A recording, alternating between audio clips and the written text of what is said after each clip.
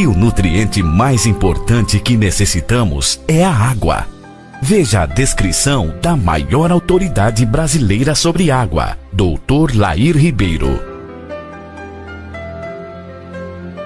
Olá, tudo bem? Que bom que você veio. Nós hoje vamos discutir um assunto de extrema importância: o poder fisiológico da água. A água é o nutriente mais abundante que existe no corpo. E, infelizmente, pouco conhecido na medicina. 69% do corpo é água. Ora, se 69% do corpo é água, a água tem uma importância fundamental, maior do que qualquer outro nutriente.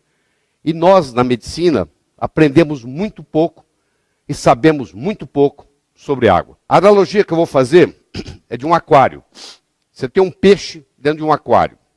Se esse peixe está enfermo, você tem que ver se a água do aquário está contaminada. Não adianta eu tratar o peixe sem tratar a água do aquário. O peixe, no caso, seria a célula. E a água do aquário seria o interstício, onde a célula se encontra, no tecido. Ora, se eu preciso tratar do peixe, que está doente, que no caso é a célula, eu vou ver primeiro se o peixe pegou a doença pela contaminação da água, do interstício. E o interstício no corpo é feito também de água. 85% do cérebro é constituído de água. 92% do sangue é constituído de água. 87% do fígado é constituído de água. A água é o mais abundante nutriente do corpo. O assunto água deveria ser o primeiro capítulo de todo o livro texto de medicina, já que o elemento mais abundante deveria ser o elemento mais estudado. E os estudiosos no assunto chegam à conclusão de que hoje aproximadamente 30% das pessoas estão caminhando nas ruas desidratadas, porque em geral nós ingerimos menos água do que necessário, daquilo que deveríamos ingerir. Quando você magnetiza a água, você tem um magneto, coloca a água sob a ação desse magneto. O que o magneto faz na realidade, ele muda o ângulo dessa água. E quando ele muda o ângulo da água, ele consequentemente muda o número de moléculas que se reúnem. Em outras palavras, eu posso criar uma água hexagonal, que seria a água ideal, seriam 6 moléculas de água juntas, de cada vez formando o que se chama um cluster, um aglomeramento, utilizando, por exemplo, ímãs. E às vezes você encontra no mercado dispositivos sendo usados para colocar dentro da água, para magnetizar a água. Então, quando estão tentando magnetizar a água, estão, na realidade, tentando mudar este ângulo da água, que o normal é 104,5. Os estudos mostram que a água hexagonal ela é muito mais benéfica ao corpo do que a água formada na forma de pentágono. Então, nas células cancerígenas, por exemplo, nas proteínas cancerígenas, tem muito pouco água hexagonal em volta daquelas proteínas. Predomina a água com 5 moléculas. E quando você faz um tratamento e melhora, ela vai passando de pentagonal para hexagonal. Ou seja, o ideal seria a água se posicionar de modo a formar 6 moléculas, formando um hexágono, formando um cluster. Como vocês estão vendo aqui, a água dispositivo aqui do oxigênio e do hidrogênio, os ciclos maiores sendo o oxigênio, os ciclos menores sendo o hidrogênio, e você vai vendo aqui que elas se colocam numa posição hexagonal. O Dr.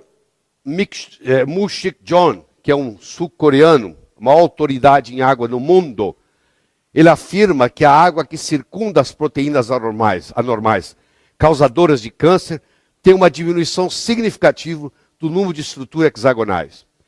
Então, hoje existe um incentivo, existe um estímulo em um paciente, por exemplo, cancerígeno, fazer com que a água dele se reestruture de uma forma hexagonal, e nessa reestruturação, na forma hexagonal, teria uma influência benéfica no tratamento do câncer, prevenindo metástase, etc. Então, existem trabalhos hoje mostrando que você pode fazer terapêuticas no corpo através da mudança da estrutura da água. Todas elas são H2O, mas a estrutura faz a diferença. Para nós termos vida, temos homeostase, temos equilíbrio, nós precisamos da existência de oxigênio, por seres aeróbicos, precisamos da existência de água, nós não ficamos sem oxigênio nem 3 minutos. Se faltar o oxigênio por 3 minutos ou mais no cérebro, nós já podemos ter lesões irreversíveis. Nós podemos ficar 2 meses sem comer, mas depois de 10 dias sem água, corremos o risco de morrer desidratado. Então nós temos o oxigênio, nós temos a água, nós temos os macronutrientes, que são as proteínas, os carboidratos e as gorduras, e nós temos os micronutrientes, que são as vitaminas e os minerais. Essa composição proporcional adequada faz a vida e mantém a saúde. Ou seja, à medida que nós envelhecemos, nós estamos mais propensos às doenças, em geral. Um indivíduo de 18 anos raramente vai doente para o hospital. Um indivíduo de 78 frequentemente está no hospital doente, com alguma enfermidade. Que enfermidades são essas? É a dislipidemia, é a resistência insulínica, é a doença cardiovascular, é o acidente vascular cerebral, é o câncer, é o diabetes tipo 2, é a pressão alta, é a morte prematura e é o envelhecimento precoce. A pergunta que nós temos que fazer nesse momento é a seguinte: será que a água que ingerimos está contribuindo para o aumento das doenças degenerativas? Será que a água que nós estamos ingerindo, de alguma forma, está deteriorada? Então, a primeira é a pureza, mas tem muitas outras. A nossa saúde pode ser melhorada através da melhoria da qualidade da nossa água e doenças podem ser realmente tratadas com água. Como eu disse, no Japão, isso já está ocorrendo. É 100 vezes mais difícil curar um organismo enfermo que preveni-lo de adquirir a enfermidade. Essa prevenção pode ser facilitada pelo uso correto da água. Se eu tomo muita coisa acídica, ácida, como o caso de refrigerantes, por exemplo, eu crio uma situação metabólica no corpo, onde os destruidores de ossos, que são os osteoclastos, são estimulados. E isso leva à osteoporose. Quem faz uso de refrigerante diariamente, a longo prazo, vai desenvolver osteoporose. A água magnetizada tem uma menor tensão superficial. Quando você põe a água no efeito de um magneto, você muda o ângulo, aquele ângulo que eu mostrei no começo, e, consequentemente, você muda o tamanho do cluster, o tamanho do aglomerado. Então, a água tem que ter pureza, tem que ter um bom pH, tem que ter um redox negativo, tem que ter uma boa condutibilidade e tem que ter uma baixa tensão superficial. Essa seria a água ideal. Essa água ideal é chamada de água ionizada. Ionizar significa ganhar ou perder elétrons. No caso, ela ganhou elétrons. Ela tem elétrons para distribuir. Por isso que ela é uma substância antioxidante. É a água que funciona como antioxidante, ou seja, não deixa você ter estresse oxidativo. Você toma ela 3, 4, 5 vezes por dia.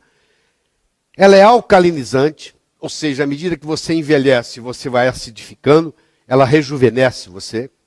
Ela tem que ser hidratante, ela tem que ter baixa tensão superficial para ela subir no capilar, e ela tem que ter a negatividade para ela fazer a desintoxicação, já que a maioria dos tóxicos tem carga elétrica positiva. Então, uma água potável de boa qualidade. Ela deve ter uma pureza filtrada sem retirar os minerais. Porque se eu retirar tudo, ela não tem condutibilidade. Ela tem que ter um pH pelo menos acima de 7,5. O ideal é ingerir uma água com pH 9 ou 10. Ela tem que ter um ORP, um redox negativo, para funcionar como antioxidante. Se ela tiver um ORP positivo, ela é oxidante. Ela tem que ter uma tensão superficial baixa, hidrata melhor, facilita subir no capilar mais.